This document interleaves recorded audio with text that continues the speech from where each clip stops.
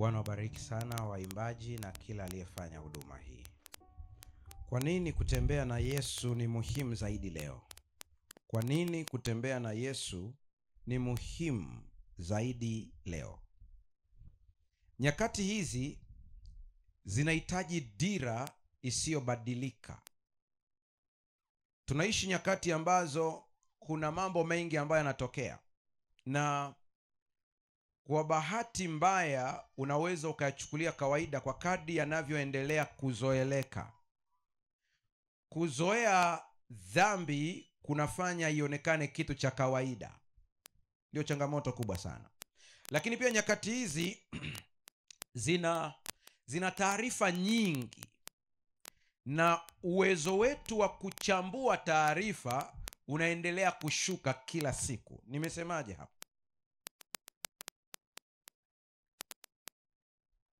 Kila siku unaporomoka, kila siku unashuka. Waingereza wakoloni wetu wana kitu wanakiita reasoning capacity. Yaani ni uwezo wa kupembua mambo.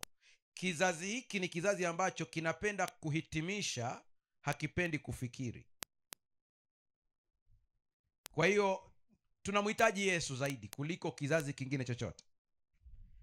Kuna wakati na posti matangazo kwenye Instagram, naweza nikaandika tangazo limepostiwa pale vizuri kabisa, tutakuwa na somo litaanza saa fulani hadi saa fulani online. Kichwa cha somo ni hiki, au mada kuu ni hii. Naweka mada kuu kwa herufi kubwa, maandishi makubwa. Na posti na maliza. Baada hapo nakuja kusoma comments za watu. Unakuta mtu ameandika, kipindi ni saa ngapi? Ina maana kwamba yeye ameangalia tu kichwa kikamvutia, hakuangalia vingine baada ya hapo. Kipindi ni saa ngapi? Yaani, na umeandika hapo kabisa. Mimi ni mdau ambaye ninapiga vita matumizi ya calculator na sifichi hisia zangu hadharani. Calculator ni mojawapo ya kitu ambacho tumepewa, lakini kinaharibu watu. Na kimeharibu watu kidogo kidogo mpaka tunakizoea. Na wamefikia kiwango wametupatia kitu kinaitwa scientific calculator. Kiasi kwamba mtoto kuna saa akifika sekondari hapo form 5 6 inaonekana kawaida kumiliki calculator. Lakini babu yake akisoma mathematics alikuwa hatumii calculator. Hapo ndipo ujiulize, ubongo upi sharp, wa babu au wa kwako? Ndio tabu ilivyo. Kwa hiyo uwezo wa kupambanua mambo unaendelea kushuka. Mitandao ya kijamii imetawala uwezo wetu wa kufikiri sana.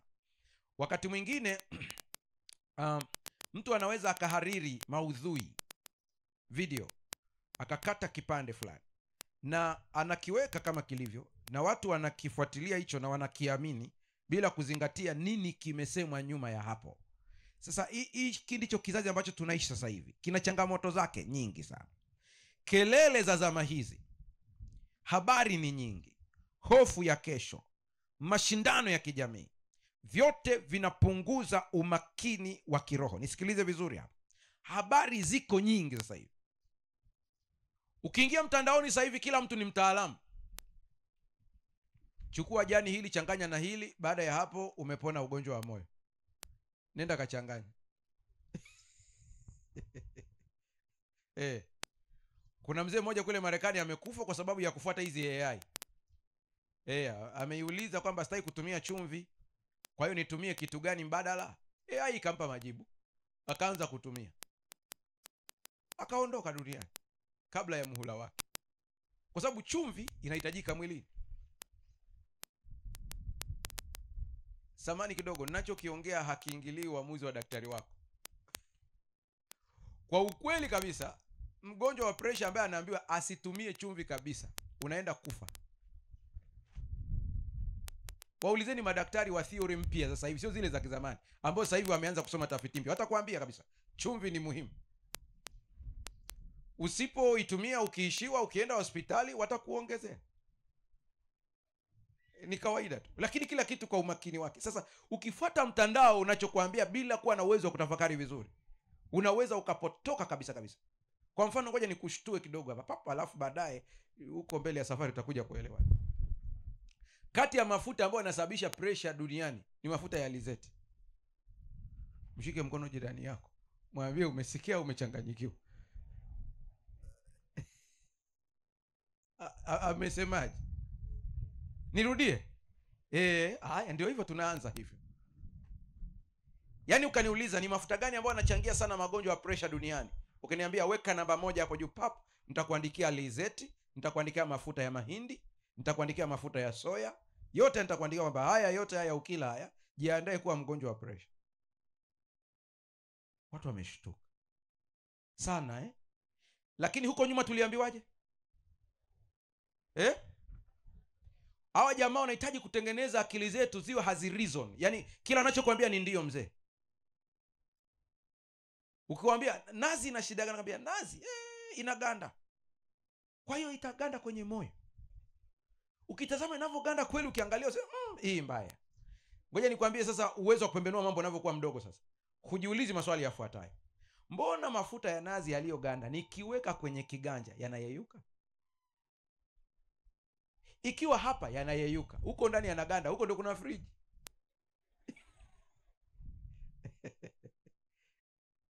Mungu atusaidie sana. Natoa mfano. Wazee wangu wote wenye umri mkubwa hawa, wazee wangu akina mzee Ijiko hawa, akina mzee Ruben hawa wazee wangu wote waliotulia hawa.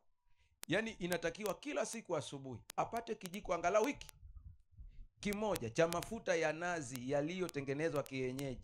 Pap, anameza kabla ya kula kitu chochote. Akina mzee Msangi kule, umpe hii taarifa. Anapiga tu kimoja pap asubuhi.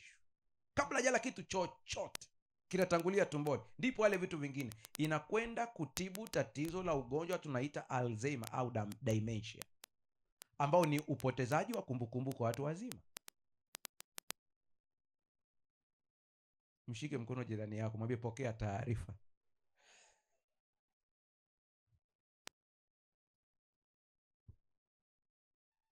Kwa hiyo hebu fikiria tu hayo mambo jinsi tunavyotawaliwa taratibu. Ngoja kidogo, usikimbie. Tunamhitaji Yesu kuliko zama zote. Haleluya. Usikimbie sana. Nilikuwa naongea na mzee wa kanisa Yusto, tumekuwa pamoja huko nyumbani. Kwa hiyo tulikuwa tunaongea mambo ya nyumbani kidogo hapo. Mmea unapoendelea kukaa ardhini kwa muda mrefu, unanyonya virutubisho na madini kwa wingi kuliko mmea wa muda mfupi. Habari ya asubuhi. Hiyo imeingia akilini vizuri. Mtu anayekula mchicha wa wiki 2, yaani ulichopata faida yake ni fiber, itasaidia upate choo kilaini, mwisho wa kunukuu. Lakini huwezi kuniambia kwamba mtu ambaye amekula mchicha na mtu aliyekula majani ya viazi matembele, uniambie wako sawa kwenye kupata virutubisho mwilini. Wa majani ya viazi amekuzidi mbali sana, kwa sababu yanakaa muda mrefu ardhini. Sijaja kuongea habari ya wali ambao mmekula leo na mtakula tena mchana wale. Hatari kabisa. Kote huko naenda wapi? Naongea habari ya kizazi ambacho kimeharibiwa kwa kile wanachokiona, kimeharibiwa kwa kile wanachokula, kimeharibiwa kwa kile ambacho wanakisikia. Mfumo wote umetegwa kila mahali. Alafu niambie unaweza kuishi bila Yesu? Utoboi. Tunamhitaji Yesu kuliko kizazi kingine chochote. Wanawake wanaongoza kwa kutumia kemiko nyingi kuliko wanaume kwa mwaka. Mimi hapa unavyoniona asubuhi, nimeamka sijapaka hata mafuta usoni na siku inaenda. Ila mdada ana vya kutosha kemiko. Kwa mpaka hapa, hebu angalia kizazi kiko bize. Shughuli ni nyingi, tuko bize. Hata ule muda wa kula vizuri haupo. Ukiangalia mahusiano ya kijamii jinsi yalivyokuwa zamani yanafanyika, ilikuwa ni tiba ya akili pia. Yaani kile kitendo zamani yangu mimi, ya kwangu mimi, sio ya mzee Ruben, ya kwangu mimi. Mama anakutuma anasema nenda kwa fulani hapo, wamepika maharage, wakupe angalau bakuli moja. Mnaenda hapo kweli, unapewa, unakuja na nyie huku mna msele. Anasema mpelekee na eka msele kidogo. Si ndio hivyo jamani? Leo unawaza amekuwekea nini? Kwanza ukiona mtu anakazana kukaribisha chakula sana, unajita huu upendo wa kawaida ni agape au ni fileo hii? Ndio kizazi tulicho nacho sasa hivi. Kwa msongo uko kila mahali, kila mahali. Mimi mtu ambaye ananiambia sina haja ya kuomba, sina haja ya kusoma neno, unamtazama unasema unaishije? Kwa sababu katika kusoma neno, katika uhusiano na Kristo, kuna vitu Kristo atakufunulia ambavyo sayansi haijakufunulia. Nyie ni mashahidi. Kuna wakati unaamka tu, wengine hamtii sauti inavyoongea na wewe. Kuna wakati unaamka tu siku hiyo, unasikia ndani ya moyo wako kama kuna kahuzuni fulani hivi. Hata ukiulizwa ni huzuni ya nini, huna sababu. Kama vile una hatia fulani hivi. Na unasukumwa kuomba, hata ujui uombee kitu gani. Lakini ukisikiliza ile sauti, ukaingia kwenye maombi, unashtuka kuna kitu jioni yako, unasema ndio maana Mungu alinisukuma kuomba wakati wa asubuhi. Maana kuna kitu Roho wa Mungu ameona ambacho wewe huwezi kukiona. Sikia hii ya pili. Sasa hivi kuna kitu kinaitwa tamaa za haraka. Dunia inauza matokeo ya papo kwa hapo. Yesu anafundisha mchakato na uvumilivu. Haleluya. Sasa hivi mtu anataka mafanikio ya haraka, yani asome leo. Ndio maana kuna wizi wa mitihani. Hataki kusoma, anataka afaulu. Na bahati mbaya sana tumewekeza zaidi kwenye ufaulu kuliko akili. Nimekuacha mahali hapo. Sio kila aliyefaulu ana akili. Mwingine ni mzuri kwenye kukariri. Kuna vyuma vinajua kukariri. Hey. Unaweza ukasema huyu jamaa ubongo wake uko vizuri. Hamna kitu. Hata hivyo ni wafundisho tu kutwist, maana ulichonacho ni kizuri. Ukikibadilisha upande kinakuwa vizuri kabisa. Petro babe wake wote aliokuwa nao ukabadilishwa ukaja kwenye Injili, akawa mhubiri mzuri sana wa Injili. Vivyo hivyo kwenye maisha ya kila siku. Piga picha wale ambao wanaingia na vibomu kwenye mitihani. Ile akili sio ya mchezo hii. Unapiga summary kwenye nusu pepa. Topic za semester yote mtu ameweka pale pa. Kwanza uwezo wa kuiba mwalimu asikuone. Hiyo ni akili nyingi sana. Hebu itumie kutafuta hela, utakuwa tajiri mkubwa sana.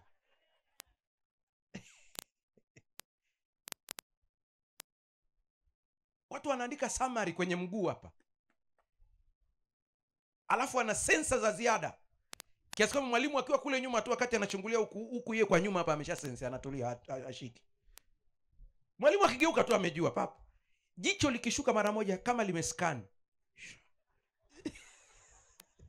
Jibu limekuja. Mafanikio ya haraka. Njoo kwenye pesa, utafutaji wa pesa. Mtu yuko tayari yake kuwa mtoto wake ili apate pesa. Haya mambo zamani nikiyasikia niko naona kama story, kama vitu vya kutungwa hivi. Siku wakati naanza kwenye hizi huduma za maombezi, unakutana na mtu anakuja nakwambia namtafuta Yesu. Nimeitesa familia yangu kwa muda mrefu kwa utajiri nilionao, nahitaji Yesu anitendee. Je, aweza kunisamehe? Unamwambia ndio. Unamuuliza ulifanya nini? Anakusimulia vitu, damu yako mwenyewe inasisimka. Kwamba hivi ni pesa tu utende yote haya. Tunamhitaji Yesu. Tumeelekezwa kwenye vitu vya haraka. Hata hizi AI tunazosema hizi zinapunguza pia uwezo wa research. Maana ule muda wa kusoma vitabu kuingiza kichwani. Njoo kwenye masuala ya uandishi tunavyoandika. Wana saikolojia wanasema kwamba kitu ambacho unakiandika kwa mkono wako kinaandikwa mara 2. Kitu ambacho unaandika kwa digital ya kubonyeza kinaandikwa kwa 50%. Imeeleweka hiyo? Kwa ukitaka mahubiri uyakumbuke vizuri, kuwa na kalamu na karatasi, kuwa na daftari, unaendelea kuandika. Haya, nilikuwa namuuliza Houston, nikamwambia Houston, hebu fuatilia kule nyumbani kwamba ule mchele ambao ukiwa mpunga wake ukilimwa shambani unasikia harufu huku mtaani. Anaambia haupo. Jamii ilishageuzwa. Hawa jamaa walituchezea miaka mingi sana iliyopita. Wakahakikisha wanaondoa vile vitu vyote vya asili. Wanatuletea vya faster. Hivi haraka haraka. Wakatuletea mpunga unaitwa wahiwahi. Kitumbo. Sijui kama kipo. Kilishapotea Ipo bado Vyote vikaletwa. Muda mfupi tu hapo papa tayari umeshavuna. Watu wanasema huu ndio wenyewe. Hawataki ule wa miezi 6. Hawajui unavyoendelea ukaa ardhini ndivyo unafionza vizuri madini. Mungu atusaidie sana. Njoo kwenye mahindi. Waliozaliwa kizazi cha miaka ya 80 hapo kwenda mbele, ambao ndio sisi hapa tunaoongea, babu zetu walikuwa wanaweka, na wazazi wetu walikuwa wanaweka mbegu kwenye kichanja cha moto, si ndio hivyo jamani? Baada ya hapo unakuja kulima mbegu ile ile. Leo hii ukirudia mbegu mara 2, habari imeisha. Nini kinachoendelea? Kuna uhusiano mkubwa kati ya lishe na uwezo wa akili.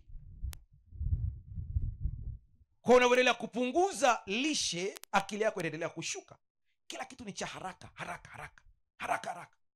Mtu yuko radhi aende kuvunja nyumba ya mtu aibe, lakini hayuko tayari kufanya kibarua apate pesa. Haogopi atakufa, kwamba liwalo na liwe. Kijana wangu mmoja kule Dar es Salaam nilikuwa naishi naye zamani, alipata changamoto, alivamiwa na watu na majambazi, alikuwa anaendesha bodaboda. Kwa hiyo wakapambana na yeye akajaribu kuwajibu. Jamaa wakampiga kitu kizito kichwani, akapoteza fahamu. Alikuja kutibiwa baadaye. Ndio mara yangu ya kwanza kujua kwamba madaktari wetu wana uwezo wa kukata kipande cha fuvu la kichwa, wakakitunza tumboni kwa miezi 6 kwenye tumbo lake, wakaja kukirudisha baadaye. Nakumbuka jana niliwaambia hakuna dawa inayotibu ugonjwa, ila dawa zinasaidia mwili kufanya nini? Kujitibu wenyewe. Kwa hiyo wakatunza, baadaye wakaja wakarudisha. Lakini piga mahesabu yafuatayo. Ni wangapi watu ambao tunawasikia wameuawa, waendesha bodaboda ameuawa, bodaboda imechukuliwa? Yaani bodaboda ni shilingi ngapi? Ile pikipiki uko umenunua mpya kabisa inakuwa shilingi ngapi? Nzuri boxer. Milioni ngapi? 2.5. Kwa hiyo kama una boda ya bei kubwa sana, milioni 3. Hiyo ndio ya bei kubwa sana kama ipo. Sasa fikiria unamuua mtu kwa shilingi milioni ngapi? Milioni 3. Na ana watoto huyo mtu anasomesha, ana wazazi wanamtegemea. Lakini wakati wa akili yako haiwazi hicho, unawaza nipate bodaboda peke yake, umpige kitu kizito. Na mimi nawaambieni wote mnaonisikiliza, kama kuna kitu cha hatari duniani, usijaribu kugusa damu isiyo na hatia. Ni hatari sana. Na kwenye ukoo wenu mkaja kugundua kuna mtu alifanya kitu kama hicho, na mkajua fulani alifanya, msije mkanyamaza mkadhani imeisha. Inatafuna familia. Kwa ni vizuri huyo mtu mkimjua kabisa, mnamkalisha, bwana kuna hiki kimefanyika. Sasa inatakiwa msamaha kwa Mungu na watu waliowakosea kwa jinsi inavyowezekana. Najua nasema sheria itachukua mkondo wake. Mimi sijui mambo ya sheria kwa sasa, naongelea Mungu. Kuna hatari kwa hapo kubwa sana. Kizazi cha leo hakiko tayari kuvumilia. Njoo kwenye ndoa. Watu wamefunga ndoa juzi, miezi 6, unaambia hawaishi pamoja. Kuliko sema siwezi kuishi naye. Kwa nini? Ana vitu vinanikera. Hapo nyuma hukuviona. Na ni kweli hukuviona kwa sababu wakati wa uchumba huongozwi na akili, unaongozwa na homoni. Na kuna homoni moja hiyo ikipanda, uwezo hapa wa kufikiria hapa unashuka. Unachoona ni mazuri tu. Na mimi nakwambia rudi kwa wazazi wako kawaulize, hivi nyie mliwezaje mpaka tumekuwa?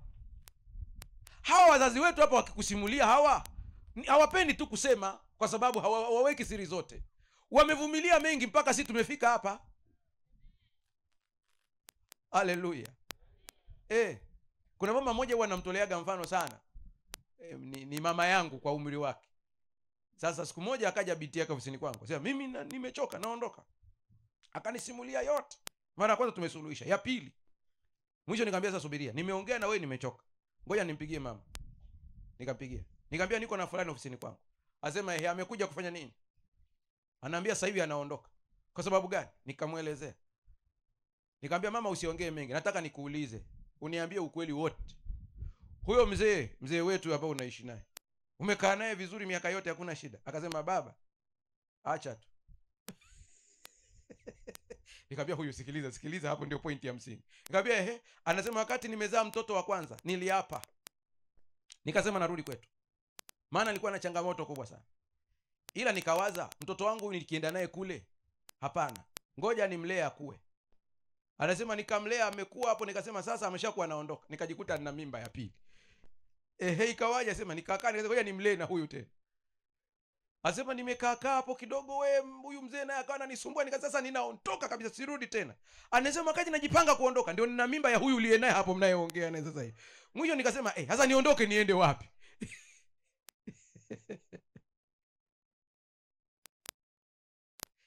Japo usije ukanukuu vibaya, kwa kizazi hiki pia ambacho tunaishi, changamoto nyingine ni kwamba kuna magonjwa ya akili kuliko wazee wetu.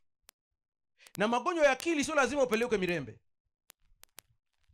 Kuna mengine huna madhara kwa mtu ya haraka, lakini lipo, ikilipuka tu utaona. Ndio maana kuna kesi nyingi za wanandoa kuuana leo, mnazisikia sana. Uvumilivu hakuna. Sasa maana yangu ni nini? Sina maana kwamba mpaka umewekewa kisu hivi unaambia na kuchoma, unasema pasta alisema tuendelee kukaa hivi hivi. Na mimi sijakwambia udai talaka. Tafuta msaada. Haleluya. Tafuta msaada. Yesu ni kama dira, au ni dira ya moyo. Anasema amani na waachieni, Yohana 14:27. Amani na waachieni, amani yangu na wapa. Haleluya. Amani na waachieni, amani yangu nafanya nini? Ninawapa. Neno amani na wapa, au wataalamu wa theolojia waliokaa hapa mbele hapa wanajua kabisa Biblia ya Agano Jipya haijaandikwa katika lugha ya Kiswahili au Kiingereza, ni Kiyunani. Neno ambalo limetumika na waachia ilikuwa ni neno ninawarithisha. Kwa Yesu anasema mimi nawarithisha. Inabidi tumuulize Yesu, amani yako ilikuwaje ambao unaturithisha? Mtazame Yesu sasa, ndipo uelewe amani anayoiongelea. Amani ya Yesu anayosema ni hii: chombo kiko kwenye maji, kuna kelele nyingi, maji yanaingia, watu wana stress. Mimi nilikuwa nimelala, yaani katikati ya stress unalala, unatulia kabisa. Sina maana ya kwamba hutapata msongo wa maisha. Kwa taarifa yako, kama hupati msongo kabisa, ni dalili ya ugonjwa wa akili. Njoo tukutibu. Yaani wewe kila kitu iko sawa, huna stress yoyote. Maana lazima uwe na stress ili uishi. Lazima uwaze watoto watasomaje, lazima uwaze muda umeenda nitafanyaje, lazima uwaze. Lakini kuna stress nzuri ambayo inakuletea maendeleo. Woga ukiuendekeza katika maisha yako, kila saa una msongo. Hata kama ni hasira, lazima uwe na hasira. Kama huna hasira, ni dalili ya tatizo la akili. Sasa mchungaji, hasira si ni dhambi? Maandiko yamesema muwe na hasira lakini msitende. Kwa hiyo ni amri kuwa na hasira. Muwe na hasira lakini msitende nini? Dhambi. Jua lisichwe na hasira wapi?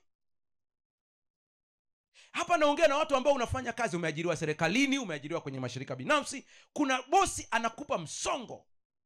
Kuna bosi ambaye kila unachofanya hawezi kutambua. Kuna watu wengine wakitenda kazi wanapongezwa kabisa, kazi yako ni nzuri, ya kwako ukileta tu unashangaa bosi amegeuka. Yaani unajiuliza, hivi nimekosana naye nani? Kuna shida gani? Hakukubali kabisa. Sikiliza nikwambie, usijipe msongo. Ukiona mkubwa wako anakuonea wivu na kushambulia, ni kwa sababu roho iliyoko ndani yako ni kubwa kuliko ya kwake. Maana kwa cheo wapi na wapi, yeye yuko kule, anakuja kuonea mtu yuko huku chini, kila siku anakuziba. Ni kwa sababu katika ulimwengu wa kiroho kuna kitu kinachoonekana physical, lakini kuna kitu kisichoonekana cha ndani. Paulo anamuita inamani, mtu wa ndani. Huyu mtu wa ndani ndiye ambaye anaamua hatima ya maisha yako. Haleluya. Huyu mtu wa ndani huyu. Kwa kuna sababu mtu wa ndani wa kwako na mtu wa ndani wa kwake wanapingana. Tayari ameshaona wewe nyota zako za kiaskari una 7, yeye ana 2. Kwa nini asikuchukie? Sasa ukikosea kupambana na wewe, sasa ukaanza kupambana na bosi, umechemsha. Mungu atusaidie sana. Jamaa wangu anaitwa Daudi, hata nyinyi mnamfahamu kwamba namkubali sana yule jamaa. Kipenzi cha Mungu. Mpaka Mungu anasema nimempata mtu aupendezaye moyo wangu. Ila ukija ukiangalia tabia zake tungemfuta ushirika mapema. mapema sana. Nimwambieni msione akisifiwa sifiwa hapo, ni kwa sababu Mungu ana namna anavyomuona. Ellen White anasema kwenye kitabu cha Njia Salama, Mungu anamwangalia mtu vile anavyotakiwa kuwa, hamwangalii mtu vile alivyo. Sasa Mungu angetuangalia tulivyo sasa, tusingeweza kukaa hapa sasa hivi. Ndio maana ukisikia Mungu anasema Daudi aupendezee moyo wangu, haina maana jamaa halina makosa. Nilikuwa na makosa ya kutosha. Kwanza mimi kwenye listi yangu jamaa limechukua wake za watu wawili, hilo li jamaa hili, alafu Mungu anasema analipenda, ila uzuri wake ulikuwa ni mmoja tu. Ili jamaa ukiliambia umetenda dhambi, linatubu hadi mavumbi na majivu. Na nilikuwa nasoma kwa nini Mungu anasema anapenda huyu jamaa. Toba yake sio toba ya kuogopa moto, ilikuwa ni toba ya maumivu ya kweli. Ukitaka uijue, nenda kasome shairi lake la Zaburi ya 51, anapolilia hatia anayoibeba ambayo ilitoka kwa mababu ya kuharibu wake za watu. Unanielewa nikisema hivi? Si mnajua kwamba imetoka kwa babu yake? Naongea na watu wa binadamu. Mzee Yuda mnamfahamu? Ule mzee Yuda, mnajua alitembea na mkamwe naye, wakazaa na katoto. Sijui sasa katamuita babu au katamuita baba bisi. Zaburi ya 51 ndipo Daudi anafuta hicho kitu kwenye ukoo wake. Hata juzi tukiwa Nairobi hapo nimeongelea mada hiyo nzima kabisa kutokea kitabu cha Mind, Character and Personality. Daudi anasema kabisa, mama yangu alitunga mimba yangu hatiani. Anasema hii kitu nimebeba tangu tumboni. Ndipo anasema unioshe. Haleluya. Lakini jamaa alikuwa na toba ya dhati ya kweli kabisa, ya moyoni kabisa. Akitubu anamaanisha kabisa Daudi. Lakini kuna dira ambayo Daudi alikuwa anaomba asiondolewe. Ndio nataka uisikie leo hii. Daudi katika maombi yake anamwambia Mungu, usiniondolee roho wako. Yaani kana kwamba anasema, ukimuondoa roho mimi nitakaa na nani? Dira yangu mbona itapotea? Mwelekeo utaharibika kabisa, sina pa kwenda. Nisikiliza, tuwe wa kweli mbele za Mungu, tuache unafiki. Ukweli ni kwamba wote tuliokaa hapa una pambano lako la kiroho unaolipitia. Kuna vitu vinakuhangaisha. Wakati mwingine hata huwezi kuwaelezea watu, hawatakuelewa. Unapambana navyo, unahangaika navyo. Na kuna saa hata ukisema uende kanisani, unasikia kuna kitu kinakwambia unaenda kanisani kufanya nini? Maana unajiona kwamba ni mchafu. Mimi sijui Mungu atakubadilisha lini, hiyo sio kazi yangu. Kazi yangu nahitaji kukuambia namna ya kuomba katika yote. Haijalishi umejisikia dhaifu kiasi gani, ombi lako liwe moja, usiniondolee Roho wako Mtakatifu. Hata kama umeenda wapi. Baadhi yenu mnajua historia kwa sababu nimekuwa nikisema sana. Nilikuwa pale Dar es Salaam wakati naishi Tegeta. Mama mchungaji mmoja ametoka kijijini huko, amekuja kutoka kanda ya Ziwa. Amekuja mpaka pale ofisini. Akanambia, mchungaji, nimekuja hapa, siwezi kuingia mbinguni nikamwacha mwanangu. Nikamwambia nani? Akanisimulia. Imekuwaje?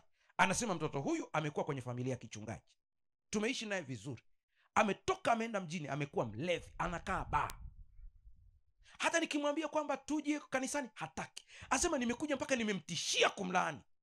Lakini siku ya Sabato hii ameamka akaniambia tunaenda kanisani, hakuna habari. Siwezi kuingia mbinguni bila mwanangu, haiwezekani. Nikamkumbatia yule mama, nikamwambia, mama, wewe ni super, hii roho ndio naitaka. Asema, lakini pasta, nimeomba sana, lakini Mungu anisikii. Nikamwambia, hii kauli tu ya kusema siwezi kuingia mbinguni bila mwanangu ni ombi tayari, Mungu amesikia. Sasa nikamwambia sisi tuombe, akikubali nije nyumbani nitakuja, akikataa usimlazimishe. Tukaomba, mama akaenda. Kufika kule jamaa akamwambia, Pastor Mbaga atakuja hapa. Akasema sawa, aje saa fulani. Na wauliza tu ile wanielekeze njia ile, na kanyaga ndume ikatoroka. Mama akaniambia, umeona?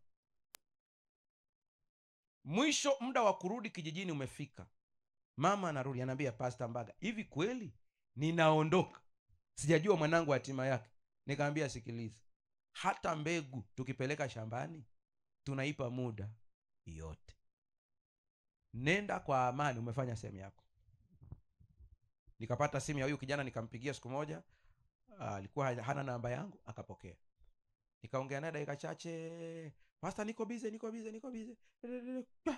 Yakata. Nikipiga siku nyingine hapokei. Siku moja niko ofisini, nashangaa mke wake anakuja, ana machozi. Mimi nikaogopa, nikasema nini kimetokea? Anasema, pastor, usione niko hivi, ninalia machozi ya furaha, kuna kitu Mungu ametenda. Nimeamua niwahi na bodaboda. Huyu jamaa analetwa hapa sasa hivi.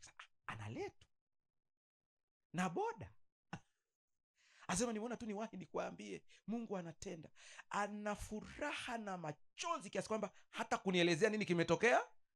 Kila ukimuuliza sema tu acha tu Mungu atenda. Baadaye ndume inaingia, imefungwa mkono. Fungwa mkono kweli kweli. Jamaa analia machozi. Ngambia kaa. Ngambia, pastor, nimekuja unibatize. Nikamwambia leo. Nikamwambia, wewe mtoto wa mchungaji, si unajua taratibu. Kuna utaratibu, baraza likae, sio kuna nini. Hivyo yote asema hakuna. Hebu nisimulie. Anasema, pastor, nakumbuka kauli yako ya mwisho ulioniambia wakati tunaongea kwenye simu. Nikakukatia simu. Nikamwambia hata mimi sikumbuki. Anasema uliniambia mimi nimesomea zaka za washiriki. Na nilimwambia hivyo. Nikamwambia, ndugu yangu, kumbuka ada yako ililipa na zaka za washiriki. Hiyo usisahau. Kuna watu wametoa zaka zao kwa uaminifu, wewe ukasoma. Mungu hakutaka uishi hayo maisha. Anasema ile maneno yaliingia akilini mwangu. Sasa pastor, kilichonileta mimi nimefundishwa, kwa sababu alikuwa amefungwa mkono, lakini pia amefungwa na hapa hivi bandage kuu. Akaniambia nimefundishwa na kuitishwa wito na mlevi mwenzangu. Nikamwambia, mlevi kafanyaje? Asema pale Sinza tumegombana. Baada ya kugombana, asema jamaa likashika chupa ya bia, likaipiga chini, ikatoka vile vipande. Anasema akaniwekea chupa hapa. Anasema kati anisukumiza, anasema, kwanza wewe ni mtoto wa mchungaji, unafanya nini hapa? Anasema alivyomaliza ile ndio nyingine akapiga hapa. Anasema hii nyingine amepiga hapa. Akasema kwanza nyie mlikuwa mnasomeshwa na zaka za washiriki. Anasema nikakumbuka yale maneno yako. Huyu mlevi ingekuwa ndugu yako ningesema umemwambia. Anasema sasa sema nimekubali, narudi kanisani. Haleluya. Ile ndume tukaja kuibatiza. Nikamwambia sasa Mungu anaona moyo. Subiri upone vidonda. Sasa hivi yuko vizuri kabisa kanisani. Ndugu zangu, mimi hapa naongea na wazazi wangu mnaonisikiliza. Kuna mtoto wako huko unamuombea, usikate tamaa. Yale maombi yako yaendelee hivyo hivyo. Unaweza usione matokeo sasa, utakuja kuyaona baadaye. Haleluya. Tunamhitaji Yesu kuliko wakati wowote. Nataka niongee vitu vinne tuingie kwenye maombi. Maana baada ya hapa mimi na mchungaji tunaenda kwenye msiba kuzika Makanya. Kwa hiyo sitakuwa na muda mrefu sana. Sikia yafuatayo. Kuna mishale minne ambayo shetani lazima airushe zama hizi za mwisho. Ndio maana Yesu tunamhitaji. Namba 1, anasa na ulevi wa kidijitali. Umenisikia vizuri hapo? Anasa na ulevi wa, yaani unajikuta huwezi kumaliza siku bila kushika simu. Na ukitaka ujijue tayari umeathirika, tayari wewe ni mlevi tayari, sahau simu nyumbani, utafunga safari, utarudi. Na wanatukontrol sasa hivi kiasi kwamba kila kitu kipo kwenye simu. Biblia, kitabu cha nyimbo, benki, kila kitu kiko hapo. Kwa unajikuta automatic unaendelea kushawishwa. Kwa mfano, watafiti wa hivi karibuni wamegundua kwamba mtu ambaye anaangalia skrini ya simu kwa muda wa lisaa lizima, nani stop, hizo chatting sweet, nani stop, angalia skrini saa nzima, unafanya vitu vyako saa nzima. Hiyo ndiyo ya kawaida kabisa, ingetakiwa baada hapo uzime. Lakini ukiendelea inavyokusanywa kwa ujumla wake, hiyo kwa siku inaweza kuwa ni masaa kama 3-4 hivi kwa siku, dakika 2, 3, 5. Umenielewa nikisema hivyo tunazijumlisha zote. Anasema unaua seli za ubongo sawa na mtu anayekunywa pombe. Namba 4, mashinikizo ya kijamii na kazini. Maana yake ni nini? Ukiona kule kazini ibada yako imeingiliwa, unaambiwa huwezi kwenda kanisani mpaka uje kazini hapa. Hilo ni shinikizo. Kuna maisha unaishi, wenzako wanakuona wewe mshamba, Lakini maisha ya Kikristo mbele za Mungu, unaanza kujituni ili uendelee, yani upelekane na hawa watu jinsi walivyo. Ni shinikizo hilo. Njoo mitandao ya kijamii, njoo kwenye habari ya mionekano yetu ya nje tunavyoonekana. Tunapelekwa na ulimwengu tufanane ili tuwe kama wao. Taratibu. Huo ni mshale wa pili muhimu sana. Mtu yeyote ambaye unanisikiliza, lazima uwe na msimamo wako wa kiroho kuhusu maisha yako ya kiroho, ambapo mtu yeyote hawezi kuingilia. Unamwambia urafiki wetu utaenda, lakini ukifika hapa ndio mwisho wa kunukuu. Usiruke hapa. Bosi na kuheshimu vizuri kabisa, ni bosi wangu na kuheshimu vizuri kabisa, lakini ninakuomba unipe ruhusa niende kusali. Kuwa mnyenyekevu kabisa. Akigoma nakwambia kuanzia kesho huna kazi. Kuwa na msimamo kwenye hoja ya ibada yako. Itamfaa nini mtu kupata ulimwengu wote akaipoteza nafsi yake? Haiwezekani. Kuwa na msimamo. Nafikiri nilikuwa naongea na mchungaji wenu juzi hapa na mzee wa kanisa. Alo, nimekupa uzee au sio bwana? Ni sawa Pale hotelini kaambia, mimi ninachokiongea kinatoka moyoni mwangu kuhusu chakula. Nitakachotaka nitawaambie, wala msione kama nateseka, niko nyumbani. Nikamwambia kwamba kwenye hoja ya chakula nina misimamo mikali. Yaani mimi ni answari suna. Yaani huwezi kunishawishi nikala ili kukufurahisha nikadhuru mwili wangu. Yaani nikisema hapa no, hakuna mjadala, huwezi kunitoa hapa. Kwa sababu kuna saa mimi naweza kukutajia vyakula na vyakula, unaweza ukahisi ninateseka, lakini siteseki. Ndio nafurahia kabisa. Ndio nafurahia kabisa na enjoy maisha. Yaani hapa nikwambia kwamba mimi nakula mara 2 kwa siku, si unaweza ukahisi kama nateseka. Lakini maisha yangu yanasonga, niko sawa sawa kabisa. Nafurahia. Kuwa na misimamo. Uwe ni mtu mwenye misimamo yako binafsi, lakini misimamo yako isidhuru watu wengine. Kama wewe umeamua kuishi hivyo, acha kulazimisha watu. Wewe ndio umeamua kwamba hutakula nyama, mwisho wa kunukuu. Mshike mkono jirani yako, mwambie umeelewa. Kwa hao wengine ambao wana misimamo yao, usiwalazimishe. Kwa hiyo pastor anamaanisha nini? Kwenye hoja ya afya ya mwili wako, sasa hivi shetani ameshambulia vyakula kwa makusudi. Jaribio la kwanza lilikuwa ni chakula. Tuko sawa sawa? Niwaambie ni jaribio la mwisho litakuwa ni chakula. Kabisa. Kwa kama huna uzoefu wewe mwenyewe wa kujitengenezea nidhamu ya lishe, utakula kila kitu. Kaparachichi kata nusu. Muhindi wa kuchemsha nipe robo. Karanga hizo kuchemsha, leta nionje. Maziwa mtindi robo glass. Subiria usiku wake sasa.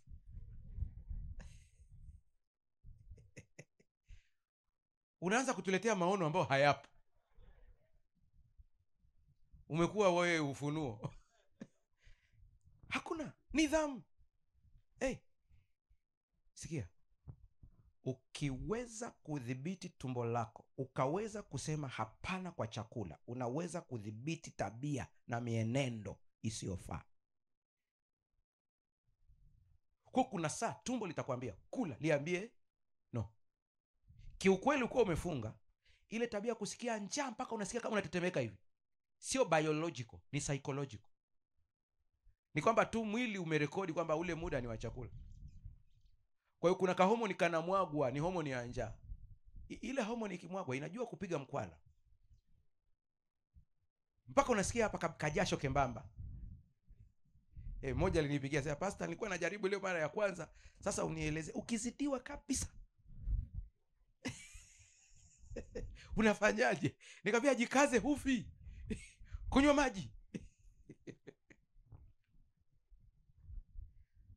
Mshale wa 3, majaribu ya siri. Ambayo hakuna mtu anayaona. Huo ni mshale wa 3. Hakuna mtu anayaona, unajua wewe peke yako. Tamaa, fedha, sifa. Nimesema kitu gani hapo? Hivi tu hivi. Hakuna mtu atakayejua kwamba unapenda kusifiwa. Hicho kitu kiko ndani yako mwenyewe.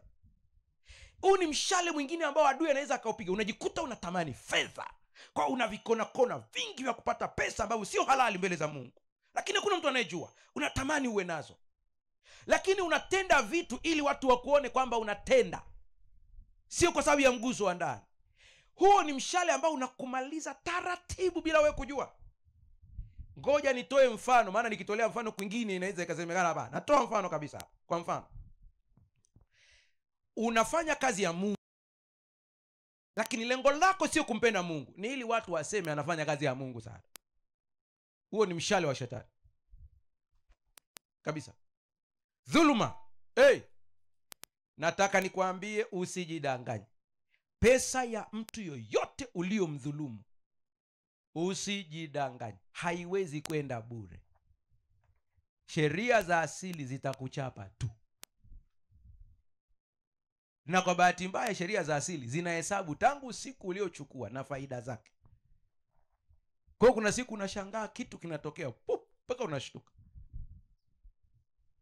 Mimi siamini kwamba mapolisi wote wanakula rushwa. Hiyo theory mimi siamini kabisa. Kuna mapolisi ambao ni wacha Mungu kabisa, waaminifu. Hao polisi wacha Mungu waaminifu, kama unawajua, waangalie hata wakistaafu. Wanastaafu vizuri, pamoja kwamba mshahara ni mdogo, Mungu anawabariki, maisha yanasonga mbele. Nenda ukaangalia ambao walikuwa wanaumiza watu kwa kupata pesa. Hata kama alijenga alijumba kiasi gani, kuna kitu kitampiga. Anaweza akapata magonjwa ambao kila siku anatumia pesa mpaka inaisha. Mwisho, upweke na hofu ya kesho ni mshale. Mingine utaendelea jioni. Upweke na hofu ya kesho. Mawazo yako kila saa unawaza kesho itakuwaje? Kesho itakuwaje? Maisha yangu unajikuta kwamba unakuwa ni mtu ambaye una msongo wa mawazo. Lakini kizazi tulicho nacho hapa, huenda bado maisha yako vizuri kabisa. Ni kizazi ambacho kila mtu yuko busy na maisha yake. Unaweza hapo ukaishi peke yako na jirani yako msisalimiane wiki nzima, lakini mko hapo. Lazima ujue hauko peke yako, upo na Yesu Kristo. Kuna saa piga story na Yesu pale nyumbani kwako. Haleluya. Naomba tusimame. Mishale minne. Upweke.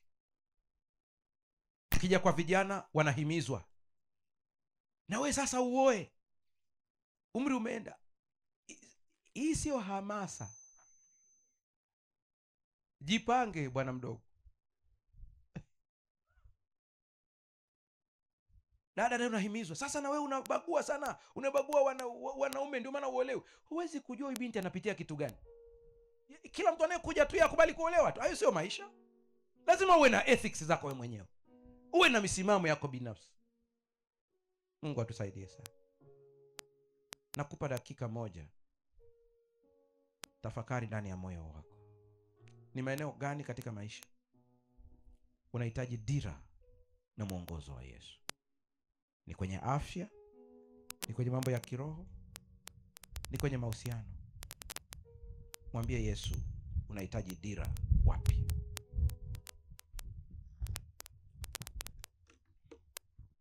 Endelea kuongea na Yesu ndani ya moyo wako.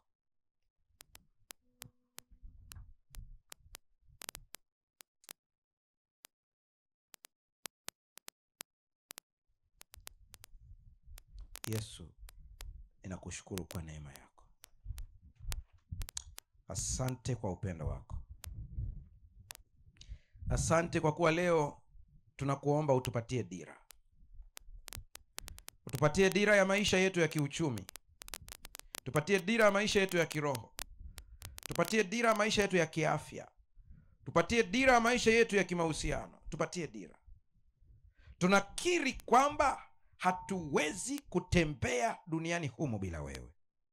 Tusaidie. Na nakusihi sana, kama Daudi alivyoomba, mtoto wako yeyote ambaye anafuatilia kwa njia ya television, aliyeko hapa, wote tunaomba ombi hili. Usituondolee Roho wako Mtakatifu. Ponya magonjwa yetu, tupatie afya njema, tupatie uwezo wa kufikiri vizuri na kupambanua. Asante maana unakwenda kutenda miujiza, na muujiza wa kwanza ni badiliko la tabia. Kwa jina la Yesu tumeomba na kuamini. Amen. Mungu awabariki sana.